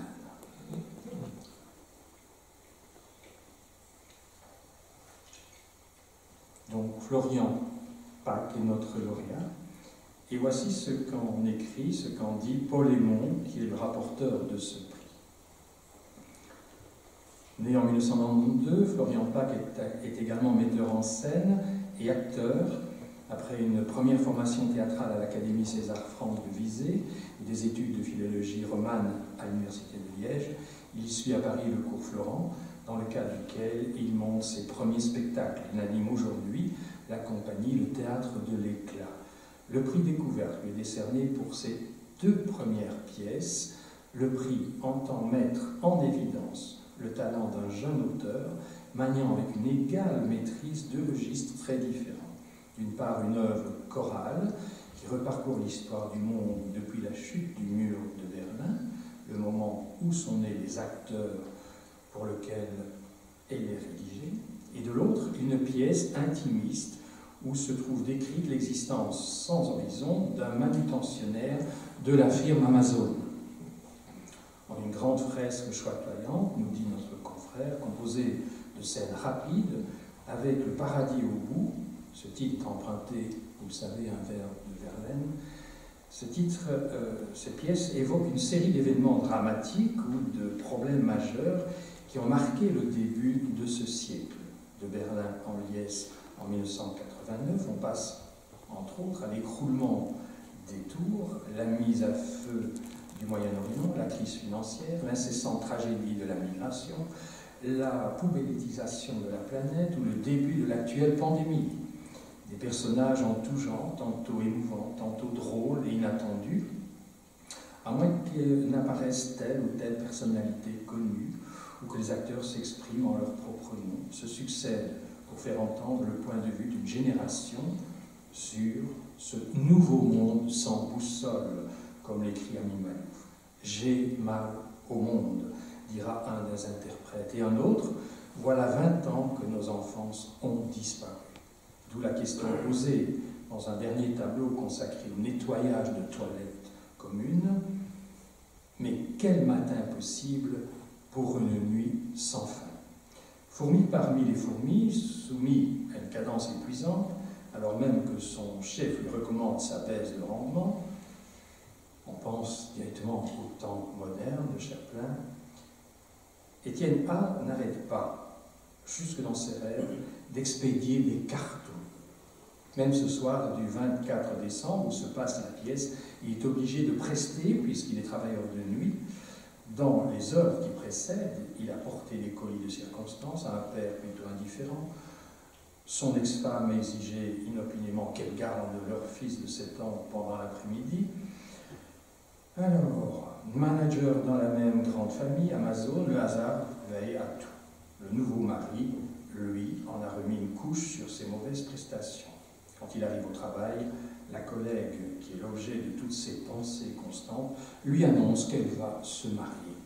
Cette vie de grisaille, de misère morale et de contrainte permanente, Florian Pâques la décrit sans pathos, mais avec empathie, voire tendresse, allant jusqu'à offrir à son protagoniste, en guise de dénouement, une échappatoire de l'ordre de la fable poétique.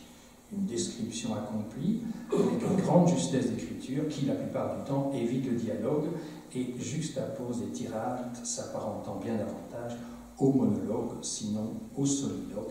Et c'est signé de notre confrère Paul Aymon. On reviendra quelque part sur cet échappatoire et cette fin, cette fable poétique, parce que ce prix découverte est un prix qui n'est pas doté d'argent, mais que l'on a voulu doter d'une œuvre d'art. Le peintre qui a composé ce travail est là, et après le bref entretien, il remettra cette œuvre. Et vous allez voir qu'il y a ce fameux hasard objectif dont parlait Breton qui revient. Voilà, je souhaite que Paul et Florian Pâques nous rejoignent pour quelques instants.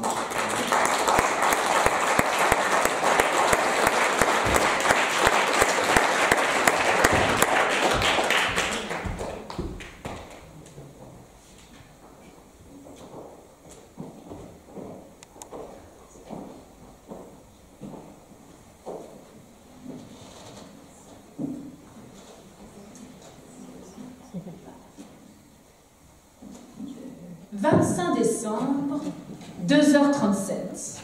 Local des objets retournés non distribués. Étienne.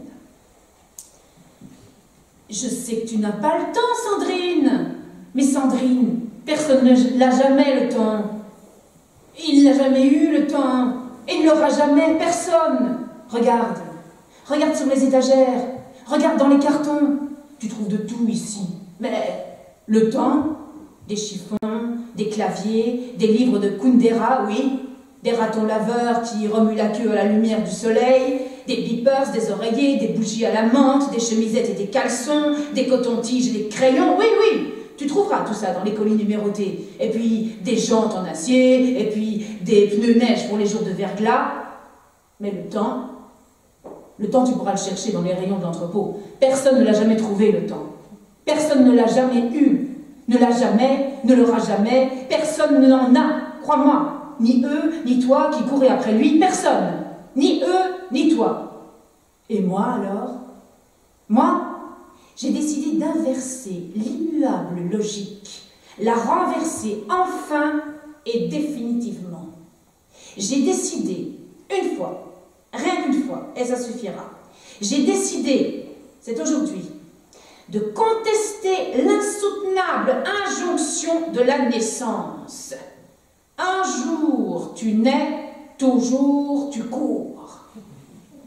En ce jour de contestation, j'ai décidé de n'être plus dans la course, de m'arrêter, de me planter dans le fond de mes chaussures de sécurité, de fermer la porte et de l'attendre le temps, de prendre ce temps pour l'attendre le temps, de prendre son contre-pied et de lui dire de venir me chercher s'il en a le désir et l'envie, et s'il en a le courage, ou s'il en a le temps. Bon sang, Sandrine, mais qu'est-ce qu'on en a à foutre, nous, de courir après le temps? Tout à l'heure, Antoine, c'est mon fils, Antoine m'a demandé quel métier je faisais. Il est en vacances, il voulait dessiner.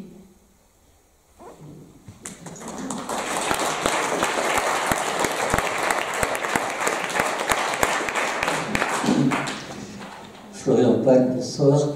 Bonsoir. Alors je suis très content que vous ayez ce prix découverte. Vous étiez déjà dans les nominés du prix du spectacle. Faut que vous arrivez un peu en surclassement dans ce prix découverte, puisqu'en fait, en principe, ça doit être attribué à un poète. Mais quand le jury a lu les deux pièces, comme on dit aujourd'hui, il n'y a pas eu photo. Voilà. Et je suis très content de ça parce que ça fait 2 textes de théâtre, 3 textes de théâtre, puisque vous avez 2 pièces qui ont des prix de l'Académie cette année. C'est une manière de rappeler que l'écriture du théâtre fait partie de la littérature, ce qu'on oublie parfois un peu trop souvent aujourd'hui, l'auteur étant mis parfois à l'arrière-plan. Et donc c'est très bien, je pense, que nous assistions là-dessus. Et je voudrais en profiter d'ailleurs très rapidement pour dire aussi que ces textes de théâtre soient publiés, c'est très important, que les éditeurs de théâtre font un travail magnifique, parce que ça permet aux pièces d'être lues, ce qui n'est pas toujours évident. Ça leur permet aussi d'être parfois rejouées, ou de leur donner une chance d'être rejouées. Et bon, je voudrais, puisque vous êtes publié chez Lanzmann pour ce qui est une des 2 pièces, dire combien son travail ici est important en tant qu'éditeur de théâtre. Et c'est pas facile d'être éditeur de théâtre aujourd'hui. Comme nous avons une nouvelle éditrice dont on parlait tout à l'heure pour Les Oiseaux de Nuit, pour la pièce de Noémie Kerko, et vraiment ce sont des entreprises qui doivent être soutenues. Voilà, je voulais dire ça avant de dialoguer rapidement avec vous.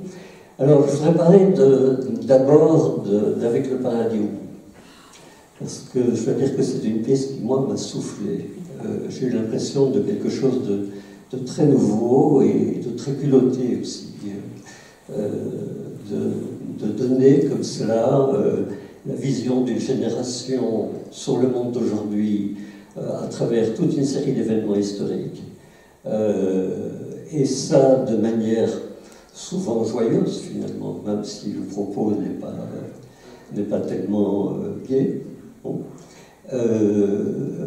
Voilà, je voulais, et aussi la manière dont on sent tout de suite l'extraordinaire théâtralité qu'il y a dans cette écriture et dans cette pièce. Et on parlait tout à l'heure d'écriture de plateau, Lémi Kerko parlait de son travail à partir de l'écriture de plateau. Je voulais savoir si, pour vous, il y a un travail du même genre qui s'est effectué, en tout cas pour cette pièce-là. Ça paraît comme ça quand on la lit, mais en est-il vraiment ainsi? Non, pas tout à fait. Mais par contre, moi je suis comédien au départ, et les actrices, au départ ce ne sont que des actrices avec lesquelles j'ai travaillé. Ce sont mes amis et je les connaissais très très bien. Et donc on travaillait d'abord sur la dernière scène, cette scène des femmes de ménage qui nettoient finalement les 30 années qu'elles ont vécues, elles les nettoient symboliquement comme en nettoyant le plateau. Parce qu'on voulait en faire une pièce. Au départ, ça ne voulait pas parler des 30 dernières années. Et puis est arrivé le Bataclan. Moi, j'étais à l'école à Paris à ce moment-là. Et on s'est retrouvés en se disant, mais bon, cette histoire, c'est chouette à jouer, mais finalement, il se passe tellement de choses terribles dans le monde. Et nous, on est là-dedans, à vivre dedans. Et on n'a pas de solution. D'accord, mais on peut peut-être en parler. On peut peut-être dire que nous, quand on est aux alentours de 1989, on nous promet un monde ouvert, qui s'ouvre, qui est rempli de promesses, et puis 25, 30 ans après, elles ont ces promesses-là. Et donc on s'est interrogé, moi je les ai interrogées sur leurs souvenirs, sur comment elles avaient vécu différents événements. Il se trouve qu'il y avait une Canadienne dans le groupe, il y avait une jeune fille d'origine arménienne, il y avait une franco-libanaise, et moi j'étais belge, et l'histoire qu'on avait vécue n'était pas la même en fonction de là où on était né, du milieu d'où on était né, et c'était ça aussi qu'on voulait raconter, se dire qu'on prenait chacun nos individualités pour atteindre un universel. Je ne sais pas si on l'a atteint, je ne sais pas si on répond à des questions de génération, mais en tout cas on voulait faire la cartographie de ça en se disant qu'à la fin, la somme de tous ces événements racontait aussi ce que nous on avait vécu. Donc voilà l'objectif. Mais j'ai pas travaillé avec elles au plateau en leur donnant des impros comme tout à l'heure ça a été raconté. Donc l'écriture est vraiment antérieure Oui, en fait, ça s'est fait pendant, mais moi je venais avec des propositions de texte, je les fais parler beaucoup. Donc je parle, c'est la même chose sur Étienne A, je parle beaucoup avec la personne avec qui je travaille, et puis en fait je tire, parfois il y a des phrases qui émergent comme ça, et je me dis, ah tiens ça c'est intéressant, donc on va la garder. Mais c'est pas forcément tel quel dans le texte, je me dis, tiens l'idée, la manière dont tu tournes la phrase, l'image, on la garde, et puis je prends un exemple avec Le Paradis au bout, il y a à un moment donné un personnage à qui on fête son anniversaire, qui reçoit une poupée en cadeau, et qui veut implanter la poupée tête à l'envers dans le gâteau, en disant, moi quand je vois des poupées au supermarché, j'arrache les têtes, je coupe les yeux, je brûle les pieds, parce qu'on ne peut pas mentir aux enfants. Et en fait, cette comédienne me disait juste, même moi, mon désir de mère, il est difficile parce que j'ai peur de mettre au monde un enfant aujourd'hui. Et ça s'est retranscrit sur une scène où on offre où elle parle de cette maltraitance de poupées dans les supermarchés. Voilà, j'ai juste chopé l'image qu'elle m'a décrite, puis moi j'en ai fait une autre scène. Alors c'est une pièce qui a été créée il y a déjà un certain temps, et vous avez ajouté, vous l'avez transformé au fur et à mesure que le temps passait, que vous l'avez rejoué. Oui, d'ailleurs, si on l'a rejoué encore aujourd'hui, on réécrirait d'autres scènes. C'est pour ça que dans le texte, je crois qu'on l'a noté, on s'excuse parce que plus le temps avance, plus le texte est plus à jour. Donc là, on s'est arrêté au début du Covid, et je crois que les scènes de mémoire, je crois que les scènes que j'ai écrites au moment de l'édition, on les a jamais jouées parce que on n'avait plus joué le texte depuis un petit moment. Donc c'est des nouvelles scènes qui n'ont jamais été testées sur un plateau. Mais c'est aussi ça qui est plaisant, c'est que le spectacle faisait toujours le même format, la même durée, mais on éliminait, on ajoutait des scènes en fonction de l'actualité. Et donc ça nous a permis d'être au plus proche. Si bien que parfois on pense qu'on fait de l'impro, mais c'est jamais improvisé. On se dit toujours, même si c'est 3 heures, 4 heures avant le spectacle, on se dit toujours, ok, tu vas dire ça. Donc on a pu jouer au moment où l'affaire Pénélope et François Fillon éclatait, donc on était dedans. Donc on en a parlé le soir même, et c'est toujours très très amusant, même pour nous en tant qu'acteurs, de se dire, tiens, là, on est au présent des choses. Et vous la rejouez bientôt? C'est pas prévu, mais si quelqu'un a une salle de théâtre, on serait ravis d'aller la jouer chez vous. Non, c'est pas prévu, mais elle, enfin, je sais pas si elle sera indémonnable, mais comme on la réactualise à chaque fois, et que les événements de 1989 sont vraiment la date de naissance de cette pièce, on peut la jouer encore dans 30, 35, 40 ans. Dans un siècle. C'est nous, les acteurs, qui sont plus vieux, mais après, voilà. D'accord. Alors, pour ce qui est d'Etienne A, parce qu'il faut aller vite, Yves me fait signe que je dois accélérer un peu. Beaucoup, pardon. Pour ce qui est d'Etienne A, il y a ce que je trouvais aussi très intéressant, et là aussi j'ai une question, c'est que, en fait, si j'ai bien compris, alors qu'il y a toute une série de personnages dedans, c'est écrit pour un comédien, au point de départ. Qui est dans la salle, d'ailleurs. Qui est dans la salle. Donc c'est écrit pour qu'il puisse passer d'un rôle à l'autre. Oui, il se trouve qu'il m'a passé commande là, dans le spectacle. Il m'a dit, je voudrais bien faire un seul en scène. Et au départ, il voulait faire une adaptation d'un texte qui m'est tombé des mains. Je lui ai dit, je suis désolé, mais je ne peux pas faire ça. Par contre, le sujet de la pièce, la désindustrialisation, enfin, le sujet du livre, pardon, qui parlait d'une désindustrialisation d'un projet, l'aérotrain qui se retrouve après dans le texte. Là, ça me plaît parce que, encore une fois, c'était au moment des Gilets jaunes, donc on commençait à avoir des thématiques d'oubli, d'abandon, d'invisibilisation. Donc je me disais, il y a peut-être quelque chose d'intéressant à faire. Et il m'a dit, je veux faire un seul en scène. D'accord? Mais c'est terrible, le monologue au théâtre, je ne sais jamais à qui ça s'adresse. C'est-à-dire quelqu'un qui monte sur scène et qui vient parler tout seul pendant 1 heure, 2 heures, chaque fois je me pose la question de mais à qui il parle, et donc on peut devenir fou à se poser cette question-là, parce que parfois on dit mais non, on parle au public, mais moi j'ai toujours besoin d'avoir un côté très concret. Et donc en se posant cette question-là, on s'est dit mais s'il y a plusieurs personnages à qui il s'adresse, ça multiplie le nombre de personnages, et il se trouve que le comédien dans la vie de tous les jours, lui aussi s'amuse à toujours imiter tout le monde et prendre, donc l'idée est née comme ça. Oui, peut-être. Moi, je voulais dire que j'ai beaucoup aimé Étienne A. Et alors, cette fin tout à fait particulière, cette fable, comme tu disais, nous arrange beaucoup, nous arrange bien aujourd'hui, parce qu'en réalité, ce prix découverte, c'est une œuvre d'art que nous offrons, et il se fait que la pièce, sans en révéler peut-être toutes les choses, se termine dans un carton, dans une boîte en carton. Même elle s'ouvre comme ça, parce que le personnage dit directement qu'il va passer sa vie dans un carton. Il se fait que l'œuvre que nous offrons aujourd'hui à Florent Pâques est une œuvre d'un artiste cartoniste. Nous ne l'avions pas fait exprès, c'est un artiste cartoniste. Alors je vais l'inviter, pour terminer, à vous offrir cette œuvre, et je lui poserai une question, et puis je vous dirai de nous rejoindre à l'étage où vous attend de quoi boire, manger, etc. Mais donc j'invite Francis Joaris à vous offrir cette œuvre.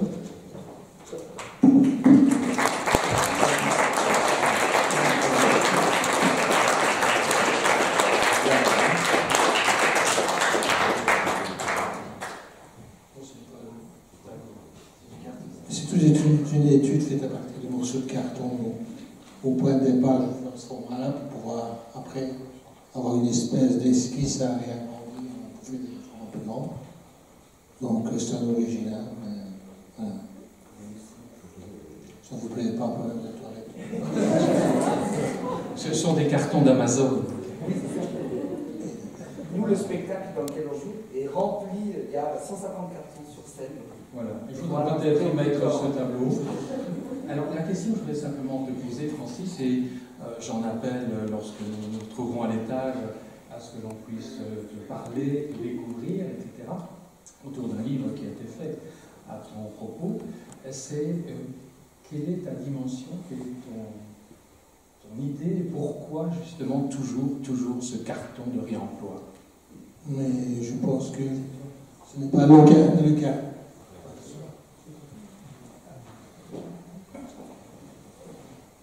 Il ne s'agit pas d'un carton, mais des cartons il y a tellement de possibilités que ce matériau qu'on a l'impression de faire un peu comme les alchimistes au Moyen-Âge, c'est-à-dire faire ça s'appelait une transformation, et on transforme le carton au départ que personne n'aurait ramassé en quelque chose, j'espère, de plus beau et de plus artistique. D'un autre côté, comment on dit, je ne sais pas très bien parler, je suis dans mon atelier avec des cartons, pas avec des gens. Mais qu'est-ce que je veux dire? Je ne sais pas non plus ce que je veux dire. Eh bien, nous allons mettre Francis dans la Je vais juste dire, cartoniste, tout le monde se demande ce que c'est. Mais ce n'est pas un cartonnier. Un cartonnier, c'est quelqu'un qui fait des boîtes en carton, qui crée des emballages. Et le cartoniste est un nom qui a été créé par M. Guillemard, qui est un Français dans les années 60. Il a réalisé des meubles en carton avec des SDF, etc. Il a fait créer des meubles. Et il cherchait un nom à ce nouveau métier, et on appelait ça cartoniste. Et voilà, c'est resté sur votre main. Merci à vous.